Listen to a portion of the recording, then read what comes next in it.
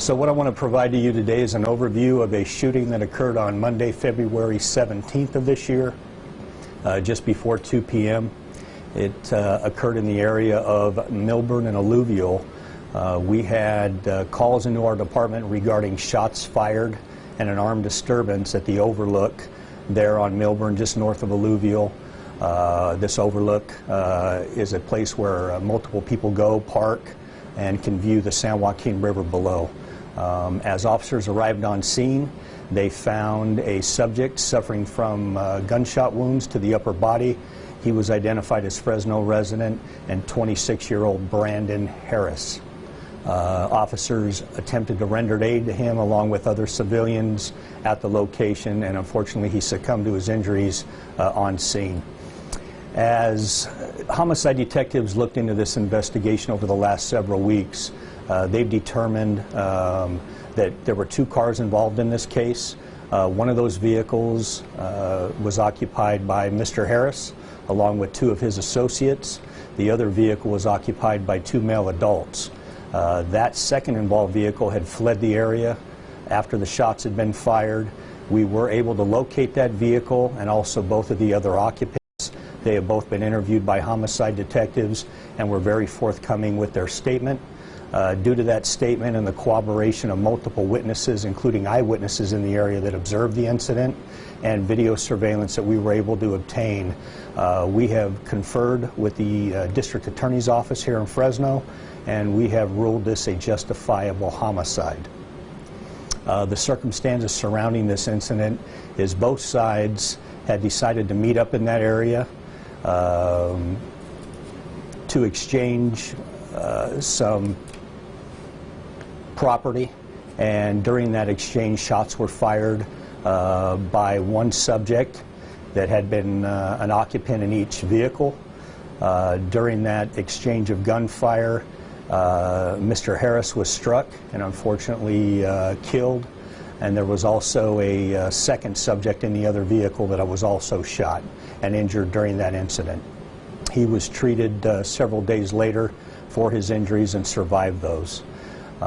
The shooter in the other involved vehicle, he was subsequently arrested on some unrelated charges, and the firearm used in this incident in that specific vehicle was recovered. This was a robbery that had gone bad, and during that incident one half attempted to steal property from the other one, which then led to the exchange of gunfire.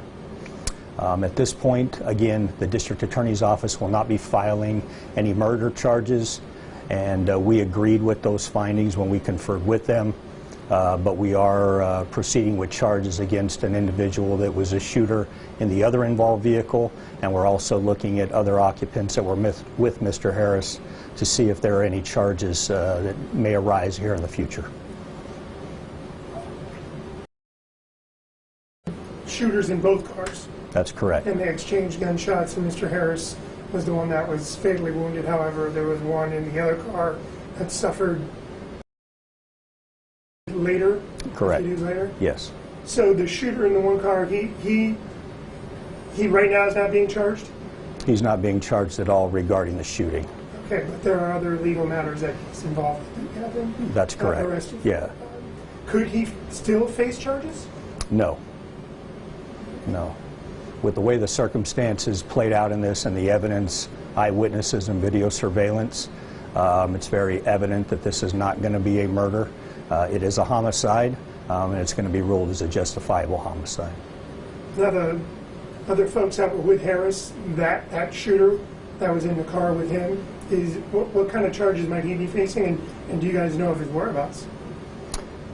The other involved shooter that was with Mr. Harris, Mr. Harris is actually going to be the shooter during this incident. Okay, so he was the one that had the gun and shot into the other car? That's correct. Mr. Harris was alone in his car? He was with two other individuals, and during that initial contact with the other vehicle that had two male adults in it, there was an attempted robbery, and then gunfire was exchanged. Was the gun that the other party used for the justifiable homicide, was that a registered, was it a legal gun? Was it registered to that person? Yeah, it was legally possessed and registered, and we recovered that firearm during a search warrant. Are you guys ready to give out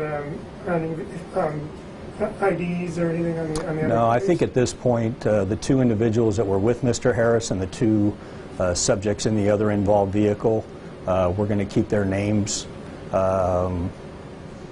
under wraps basically for now, and see where this investigation continues, because again, you never know if the two individuals with Mr. Harris, we may be looking at them for some further charges, and again, on the other side, we're going to let that one kind of go through the court system and play out.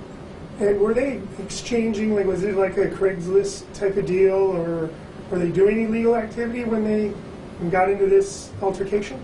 In regards to the robbery? Yeah. Yeah, it was over narcotics. And what narcotics were involved? Was it marijuana? Yeah, we're not going to say what was involved. Yeah, it was definitely drug related. That's what the exchange was going to be over, and one half decided to rob the other half, and then we had the exchange of gunfire. Or are you guys releasing how they contacted each other? Was it through a site, or was it just from knowing? Yeah, we don't want to release that, and the only reason is because with some of these further related charges, that may come into play with that down the road in court. Did all individuals know each other? They did not all know each other? No. And so the other charges that the person in the other car are facing, are they related to this incident in any way? Or are they just past charges that are past stuff on his record? No, they're related to it. They're just not specific to the justifiable homicide portion of it. Yes. Do you know if they've used that location before? We don't know. No. Any time since this homicide took place, what's been the security measures taken around the area? Has anything changed? Yeah, I know our Northwest District commander, the captain out there, along with the lieutenant and some of the patrol sergeants and patrol staffing up there. We've increased patrols in that area just to make sure things are safe. I know that they've started locking the gate to that overlook quite a bit more, even though it probably still allows access on foot to walk in there, but it won't be a place to congregate for multiple vehicles or anything like that. There's underlying issues, it sounds like, that are going on out there. They're trying to be addressed by everyone, including our city council member. But for now, in regards to any type of violent crime, this is the only thing we had seen recently in that area for many, many years. Typically very quiet enclave, it sounds like. It is. I mean, I think it has gatherings and some of the minor things that come with that, but nothing to this magnitude.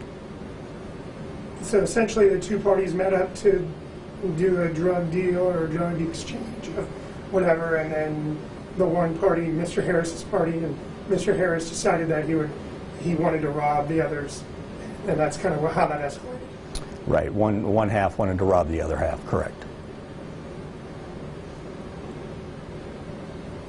Anything else? Okay.